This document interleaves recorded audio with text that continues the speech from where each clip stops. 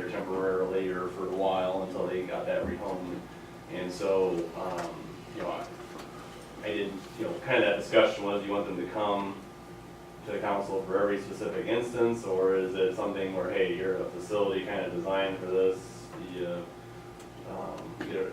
it's okay for you to do that as long as they're not rehomed within the city limits, et cetera, and they're not at large and they're contained, or is it just, you know, obviously a straight no, you know, so that's kind of wanted to put that guys on you guys. What's the time frame normally from when you receive an animal to go through this process, like on average? Right, the average animal stays for 6 to 8 months because most of the animals are here for training.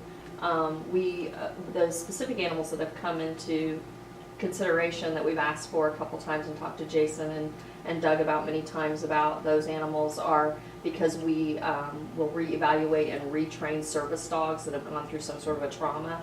And so those animals are being, they've been service dogs and something happened and they come to us for training and reeval.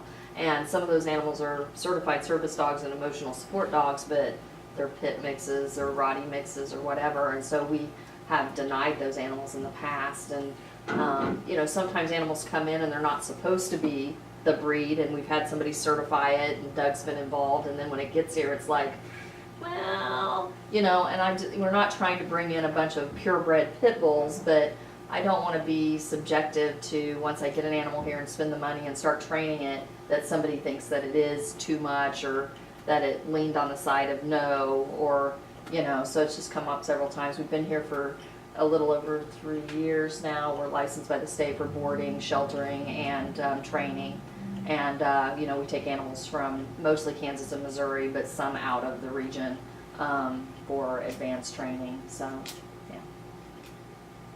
Yes. What animals are restricted by our code now? I believe it's Rottweilers. Pit bulls and Pit Rottweilers. bulls, different breeds of pit bulls. Just those two? There's like 4 or 5. Bull terriers are on that 4 or 5 list. that are under the pit bull Yeah. category. I mean, with Pit bull's not technically a breed, but there's, Yeah, I know there's like 4 or 5 pit breeds, and I think the Rottweiler, I'm pretty sure that's it. Right.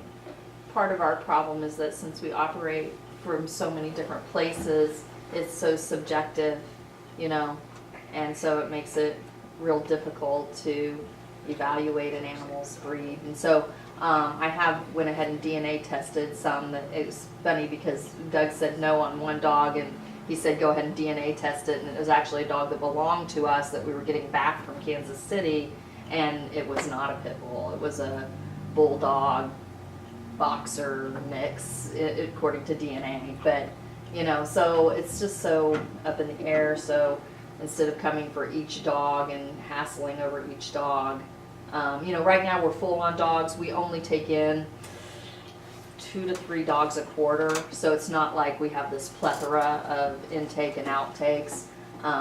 We don't have any dogs right now that are in violation of the code, and you know, and none that we're considering taking in that matter. But we, you know, every time we have an incident, we're talking about it and worried about it and trying to make sure that we're, you know, following the law, which is a little ambiguous for what we do. Do we know how we would write that so that just anybody couldn't claim to be what they are?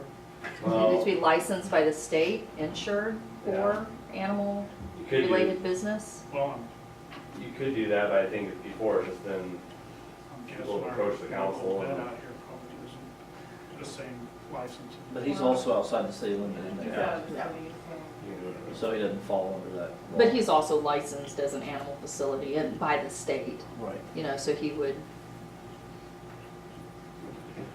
I personally don't have a problem with it, as long as we have some kind of control, because originally these codes were brought up because of animals running at large and people being attacked by them.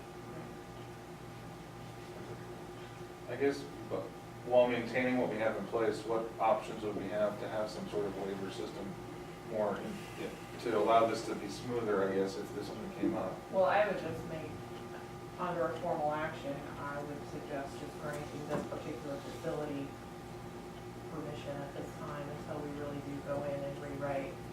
And it does need, it needs It some does. work.